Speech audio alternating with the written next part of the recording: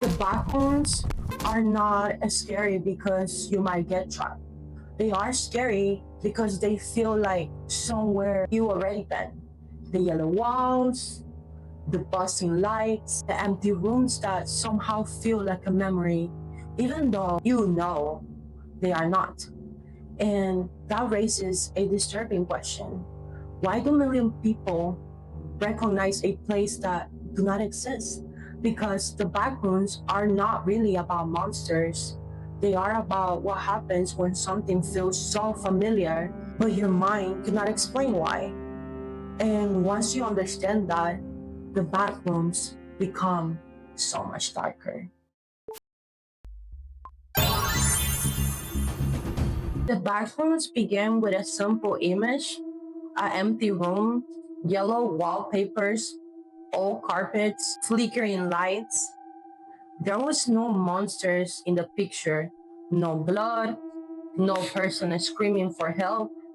Nothing was chasing you. But somehow the image still felt wrong. The original idea was simple.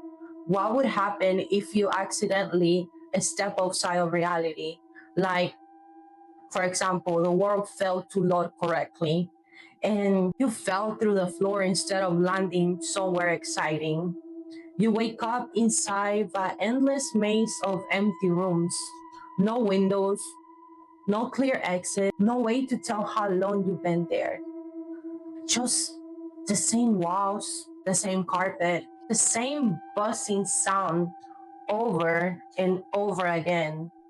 That idea became known as the backrooms. And over time, people added more to it, different levels, creatures, rules, entire organizations, stories that might be hiding inside.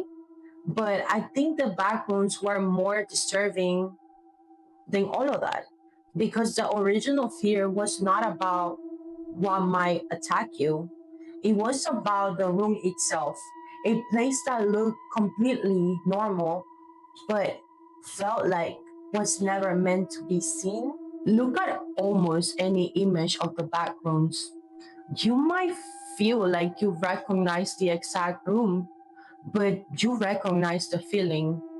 It might remind you of an old office, a school hallway after everybody went home, a waiting room from when you were a child, a hotel corridor late at night, the back section of a store that customers are not supposed to enter, a church basement, a quiet airport, a room inside a building that should have people in it, but it does not. The backrooms borrow pieces from places you already know. That is why they feel so familiar.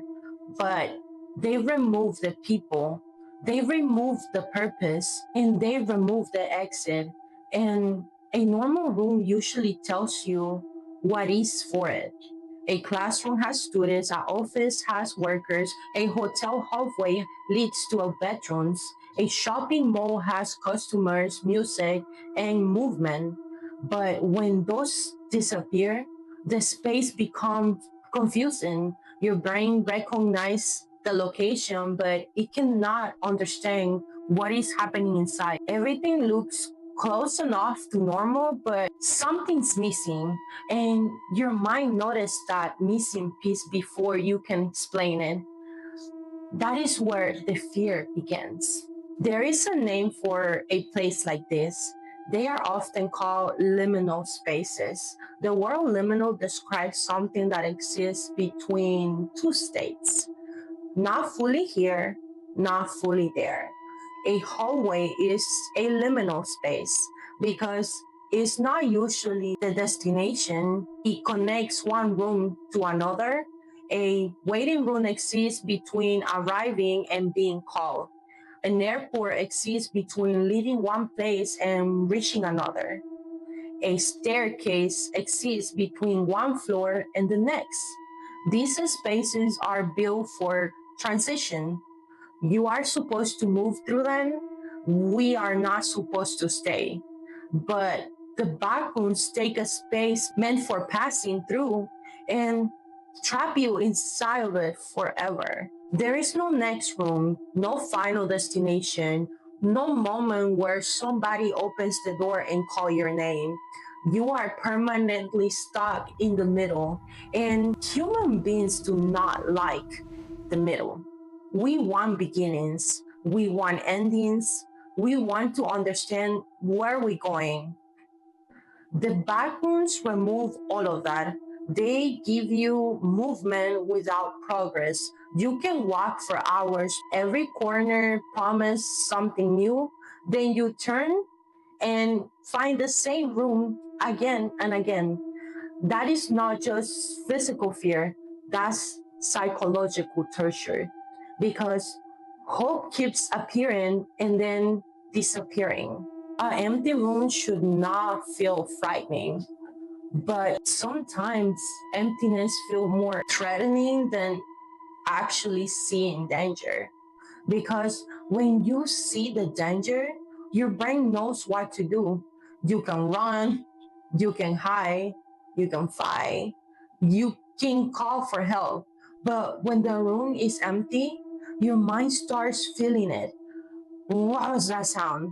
Did something move around the corner? Were those footsteps? Or that was just a lie? Is there actually something inside the room, or are you starting to imagine it? The back rooms give your mind too much space, and the human mind hates this. It hates unanswered questions. When information is missing, we try to complete the story ourselves.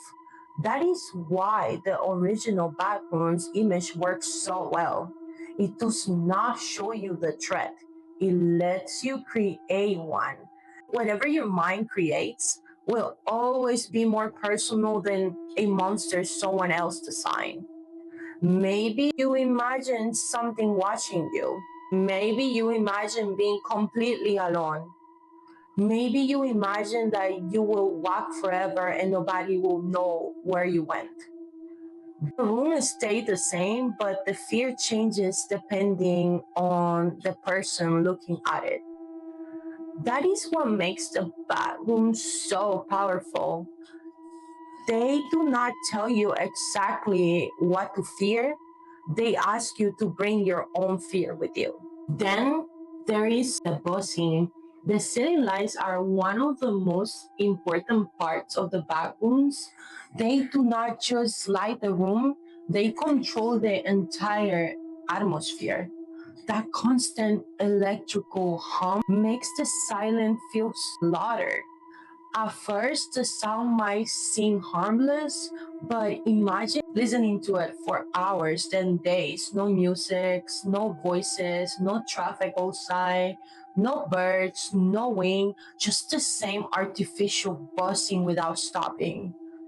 Sound help us understand our environment. Voices tell us other people are nearby. Traffic tell us the world is moving. Nature tell us we are outside. The buzzing overhead lights tell you nothing. They do not help you understand where you are. They are only there to remind that the building is still running, and that creates another disturbing question. If nobody is here, who are the lights for?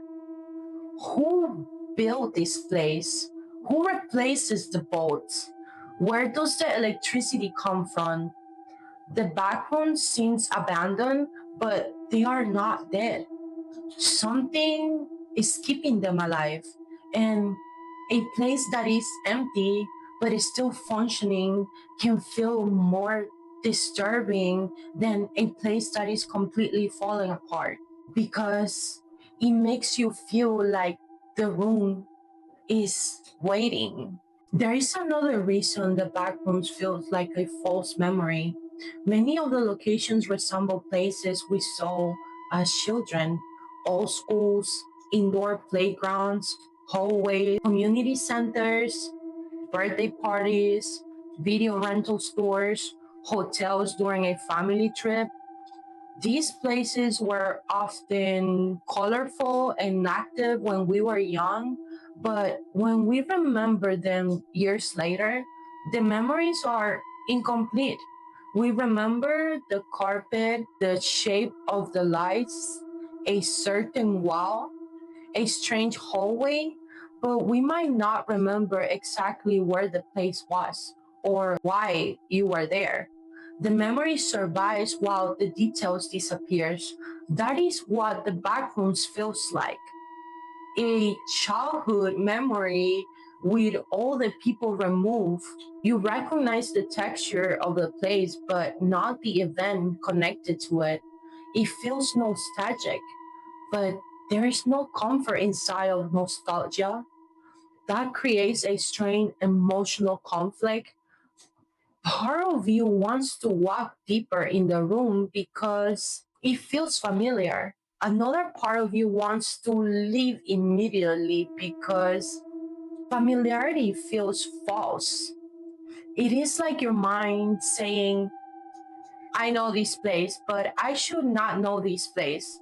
That contradiction keeps people staring at these images, searching for a memory that was never actually there. People eventually added creatures to the backrooms, and I understand why. Stories are often need a visible threat, something to run from, something hiding in the dark. But the creatures are not what makes the backrooms frightening to me. The real monster is disorientation, not knowing where you are, not knowing how long you've been there, not knowing whether the hallway you are in was the same hallway you passed through 20 minutes ago. Without daylight, your body begins to lose its sense of time. Without windows, you cannot tell whether it is morning or night. Without other people, you cannot confirm whether what you are seeing is real.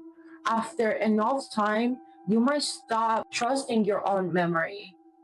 Did that wall always have a stain on it? Was that door there before? Did you hear someone speak? Or you are just desperate to hear another voice? The backrooms slowly take away the thing that help you feel real. Time, direction, human contact, change. And once those disappear, your identity begins to feel unstable too. Because we understand ourselves partly through the world around us. We know we are who we are. We know what time it is. We know what happened yesterday. We know that there are other people here to confirm our reality. But inside the back rooms, there is nobody to confirm anything. You are the only witness left, and eventually, you might not even trust yourself. Most scary locations have boundaries. A haunted house has an exit. A forest eventually ends. A basement has stairs leading back upstairs. Even a prison has walls you can understand.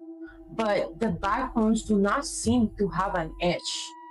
They feel endless. And endlessness is difficult for the human mind to process. We are used to limits. Rooms have four walls, buildings have doors outside, roads lead somewhere. A story ends. The backrooms break that rule. They look like a normal building, but behave like infinity. That is what makes every doorway so cruel. A door usually represents escape. It suggests another place exists on the other side. But in the back rooms, a door might only lead to another empty room, and another one. The architecture keeps offering hope without ever delivering it. Imagine finding a staircase after hours of walking. You might, you will feel relief, right? Finally, something different. You climb it only to arrive to another yellow hallway. That moment will destroy you more than finding no staircase at all. Because false hope is something worse than hope. The back rooms do not simply trap your mind, it traps your body. Then they train you to stop trusting the idea of escape. Part of the power of the backrooms comes from the way a story appeared online. It did not arrive like a normal movie. There was not a trailer explaining the world, no actor guiding you through the plot, no clear beginning. People found an image, then began adding pieces, a video here, a missing person story there, a strange recording, a map, a warning. The internet turned the backrooms into a shared memory. Thousands of people who had never met each other began describing the same impossible place. And each new story made it feel a slightly more real because that is how legends grow. Not through one perfect explanation, but through repetition. One person says they have seen the hallway before, another person says it reminds them of a building from their childhood. Someone else created a video that looks like a lost footage. Soon the backrooms stop feeling like a fictional idea and they begin to feel like something people slowly discover, something that might always existed, just outside the part of reality we can see. And the low quality footage makes it even stronger. When an image looks too polished, we know it was created for us. But when the camera shakes, when the sound cuts out, when the video looks unfinished, it feels like evidence, not entertainment. It feels like we were not supposed to see it. Here is the strangest part. The backgrounds are terrifying, but people are also drawn to them. Some viewers say the images are almost peaceful. They are not responsibilities, no phone calls, no deadlines, no people expecting anything from you. Just empty rooms, silence, endless distance. That sounds horrifying, but to someone who feels overwhelmed by the normal life, it can also sound like escape. The backgrounds remove the danger from the outside world, but they also remove everything that gives life meaning. No relationships, no goals, no schedule, no future. Nothing can hurt you because nothing is there. And that is why the backgrounds can feel comforting and terrifying at the same time. They represent the fantasy of disappearing without showing the true cost. People sometimes dream about escaping their lives, leaving every problem behind, going somewhere where nobody can find them. But what happens after you disappear? What happens when nobody needs you? Because nobody exists. What happens when freedom becomes isolation? The backgrounds take the desire from escape and stretch it until it becomes a nightmare. Being trapped is frightening, but being forgotten might be worse. Imagine falling into the backrooms. Back in the real world, people search for you, they call your phone, they check places you normally go to, they ask questions, they passes, then weeks. Eventually, the search becomes smaller, your room stays the same for a while, then someone begins moving your things around.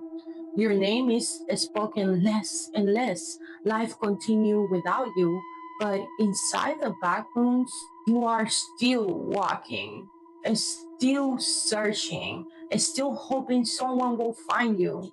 That is one of the darkest ideas inside of this story.